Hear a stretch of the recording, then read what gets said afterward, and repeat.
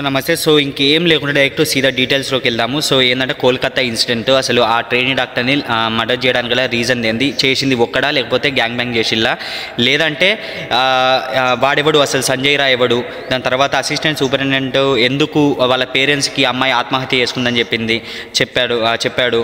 దాని తర్వాత సూపరింటెండెంట్ ఎవరైతే ఉన్నాడో వాడు ఎందుకు వితిన్ 4 అవర్స్లో వాడు రిజైన్ చేస్తే మళ్ళీ 24 అవర్స్ లోపల వానికి ఇంకో దగ్గరికి ట్రాన్స్ఫర్ వచ్చింది.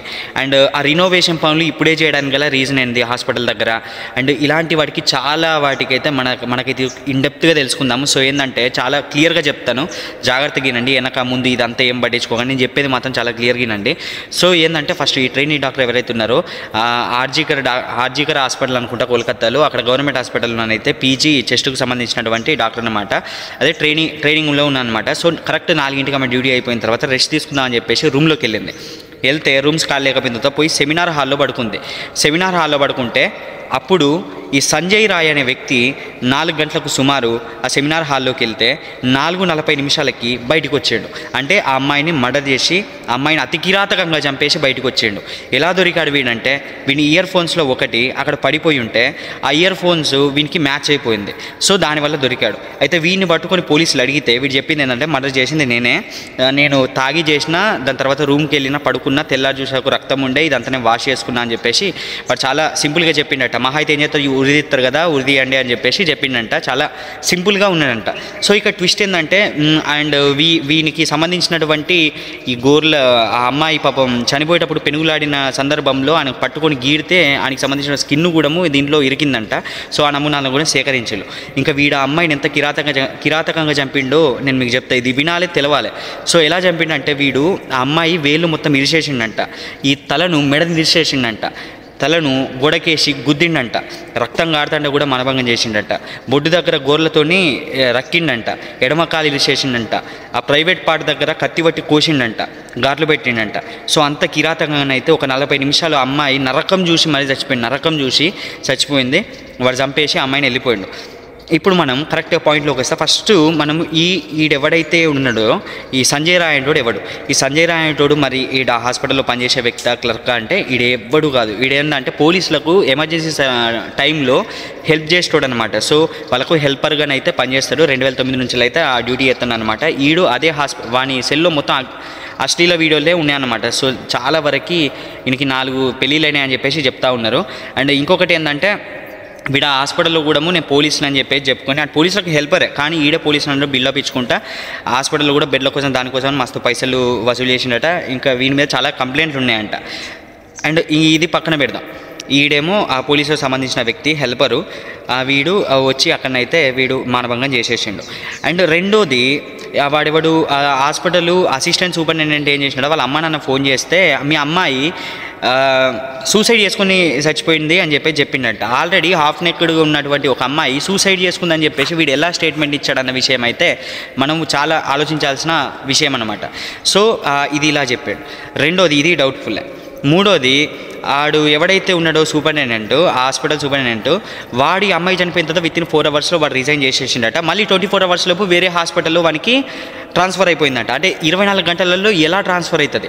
వీడు పోవడానికి గల రీజన్ లేనిది. దాని తర్వాత అక్కడ రినోవేషన్ పనులు జరుగుతున్నాయి. ఇక్కడనేమో ఇంత పెద్ద కేసు అయింది.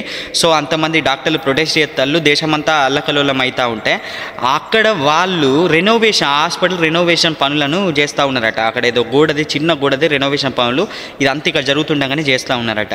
మరేమైనా ఆధారాలని మాయం చేయాలని చెప్పేసి ఏమైనా ట్రై చేస్తుందో తెలీదు. అండ్ ఇప్పుడు వీటన్నిటిని మనము ఒక డౌట్ఫుల్గా పెట్టుకొని ఇట్లా ఉంచినట్టయితే, అసలు దీనికి డౌట్ రావడానికి గల కారణం ఏంటి అంటే, ఆ అమ్మాయి ప్రైవేట్ పార్ట్లో 151 గ్రాముల స్పెర్మ్ అనేది దొరికిందంట. Sperm collect చేసిల్లంట. 150 గ్రాముల స్పెర్మ్ని కలెక్ట్ చేసిల్లంట. అంటే ఒకవేళ సంజయ్ రాయ్ అనేవాడు ఒక్కడే ఆ అమ్మాయిని రేప్ అండ్ మర్డర్ చేస్తే 151 గ్రామ్స్ స్పెర్మ్ అనేది దొరకడం అసాధ్యం. సో ఏంటంటే అక్కడ 151 గ్రామ్స్ స్పెర్మ్ దొరికింది అంటే అక్కడ వీడొక్కడే ఇన్వాల్వ్ కాలేదు, అది గ్రూప్గా చాలామంది చేస్తేనే అక్కడ 151 స్పెర్మ్ కలెక్షన్ అయితే జరిగింది.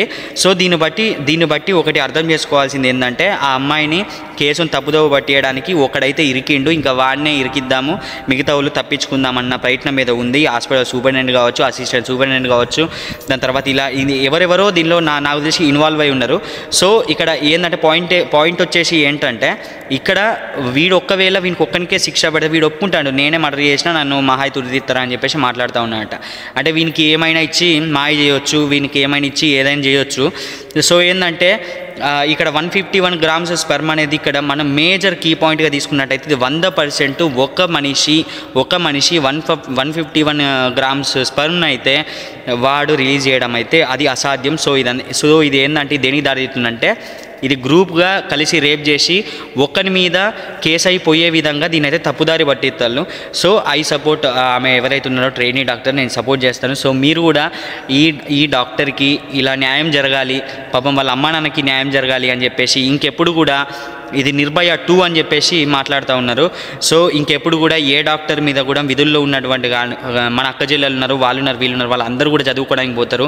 సో ఏంటంటే విధుల్లో ఉన్న వాళ్ళకి కానీ విధుల్లో లేని వాళ్ళకి కానీ ఎలాంటి అరాచకాలు జరగొద్దు అని చెప్పేసి అంటే ఇది ఖచ్చితంగా దేశమంతా స్పందించాల్సిన విషయం, దేశమంతా దీని గురించి మాట్లాడాల్సిన విషయం, చర్చించాల్సిన విషయం.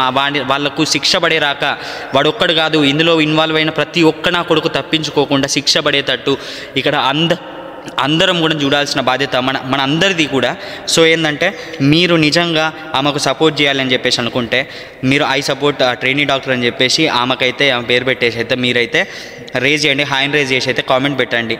అండ్ ఈ వీడియోని మీకు సాధ్యమైనంత వరకు షేర్ చేయండి.